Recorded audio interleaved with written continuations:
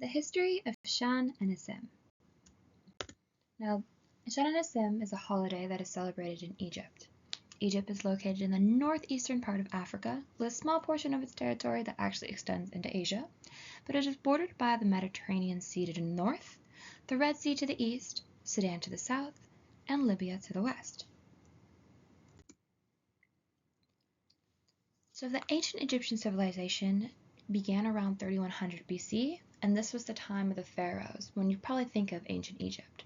This is when we saw the construction of the pyramids, we saw great advances in art, science, and architecture. However, around 332 BCE is when Egypt fell to Alexander the Great, and that's when we started to see that Greek and Roman influence. It was later annexed by the Roman Empire in about 30 BCE after the defeat of Cleopatra. Christianity didn't start to spread until around the 1st century CE, and it gained a lot of prominence over pagan beliefs. And by the 4th century CE, Egypt actually became predominantly Christian. And that held all the way until 641 CE, where Egypt was then conquered by Arab Muslim forces. And thus that marked the beginning of Egypt's Islamization, and over time, Arabic actually replaced Coptic as the dominant language. So climate in Egypt is primarily dry and tropical throughout. In the northern coastal regions, however, we'll get a light rain during the winter, but otherwise it's normally primarily dry, and they suffer through a lot of droughts during the summertime. So where did Shan and Asim begin? So its origins actually date back to about 2600, roughly, or 27 to 2600 BC, and this was during that pharaonic era of ancient Egypt. It was actually originally linked to their agricultural calendar, also known as the solar lunar calendar, and it was a springtime festival known as Shamu. So Shamu is actually one of their 3 seasons, but this one actually marks the start of their growing season.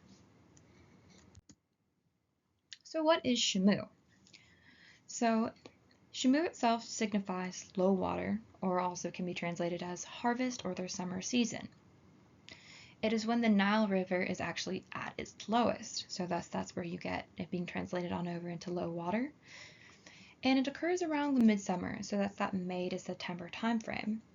It's likely it coincided with the spring equinox, which was determined by the sun against the pyramids of Giza.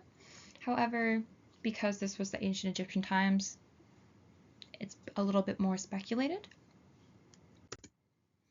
But however, ancient Egyptians believed that this was the time of the year when the gods renewed the earth, and they brought forth new life, fertility, and it became known as this festival called Shamu. So the festival is known for its renewal and its harvest, and that's why citizens would offer up salted fish and other food to various deities in thanks.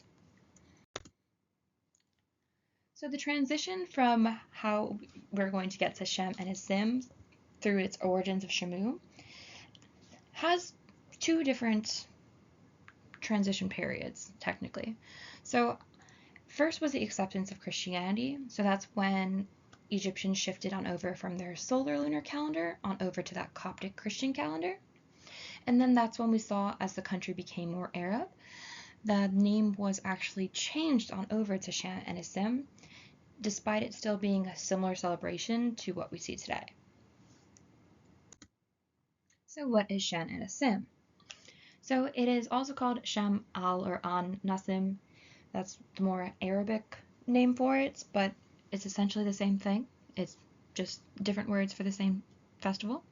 And it's a national non-religious holiday. It occurs the Monday following Coptic Christian Easter, and it still commemorates the arrival of spring or the harvest season. Sham and Asim actually translates on over to smelling the breeze or inhaling the zephyr, and it reflects the tradition of spending time outdoors in that fresh spring air. And the phrase symbolizes the renewal of life and the atmosphere brought by spring. So how is it celebrated? So since I mentioned that it's primarily it's time spent outdoors, what a lot of families do is they actually picnic outdoors, so that's still very prominent today. And they They sit down as a family and they eat traditional foods. So this might include some fasiq, some onions, some cabbage. And the food represents fertility, renewal, and that new life of spring, just like the entire festival does. The first traditional food we'll be discussing is fasiq. It is a salted, fermented mullet fish that has been prepared and eaten during this holiday for centuries. Despite its pungent smell and very acquired taste, it's actually a very integral part of the celebration. It's believed to be one of the oldest surviving traditional foods that was eaten thousands of years ago by the ancient Egyptians during Shamu. Here's a couple of different ways how you can see it's prepared. However, the only downside to this dish is the fact that every single year in Egypt there are thousands, if not hundreds, of food poisoning cases due to it being purchased from unlicensed retailers. Another set of traditional foods that are eaten during this holiday is going to be lettuce and green onions. These vegetables are symbolic of life and renewal as they grow abundantly during the springtime season. They're both eaten fresh and raw, and they're paired with that fasiq fish that we mentioned. And they both have slightly different symbolism. While they both symbolize growth, lettuce also symbolizes prosperity, and the green onions represents fertility as well. And they're believed to bring good health and prosperity for the coming year. In these images, you can see the one on the left would be a street vendor selling those fresh green onions as well as some lettuce that could be used during the festival. And on the right hand side, you can see them both being paired with that fasiq fish with some naan bread as well.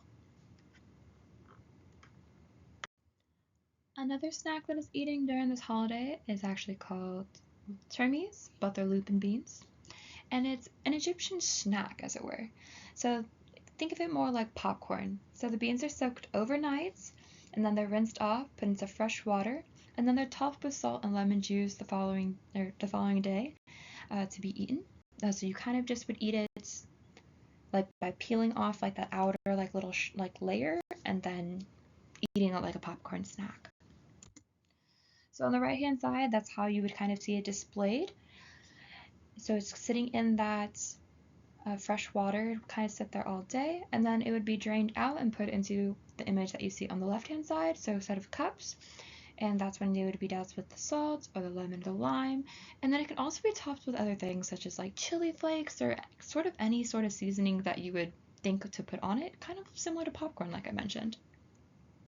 And the last traditional food I'd like to discuss isn't always actually eaten, but it is a food nonetheless, and it is colorful boiled eggs. So like in many spring festivals around the world, eggs symbolize fertility and rebirth.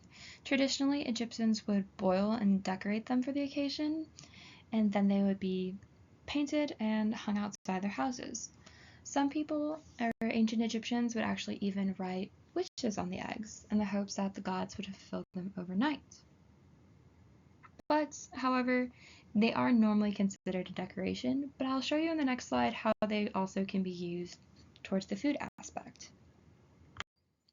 So one of the things that they can do with the eggs, or that they do is they break them into brioche style bread. So you can see that on the right hand side. So they'll still have that colorful tinge to them. However, they're just baked into like a sweet bread, and that would be eaten kind of as a dessert. However, they are, like I said, normally used as a decoration. So on the left hand side, you can see what looks like a kid possibly painting eggs with their parents, which would be more the traditional sense of what they are used for. Now, if you're interested in trying any Egyptian cuisine, there is a place that's kind of local that all they make is Egyptian food. It's called Royal Egyptian Cuisine, and it's located out in West Berkeley. They are only open Thursday through Saturday, and it is a food truck, so they might go to other locations, but Thursday through Saturday they are at that location. So if trying some Egyptian food is something that you might want to do, this would be a great place for it. However, there are a lot of places around the Bay Area that have still that Mediterranean influence, just not primarily or specifically Egyptian. My presentation was insightful, and that you learned something. If you have any further questions, please let me know. Thank you.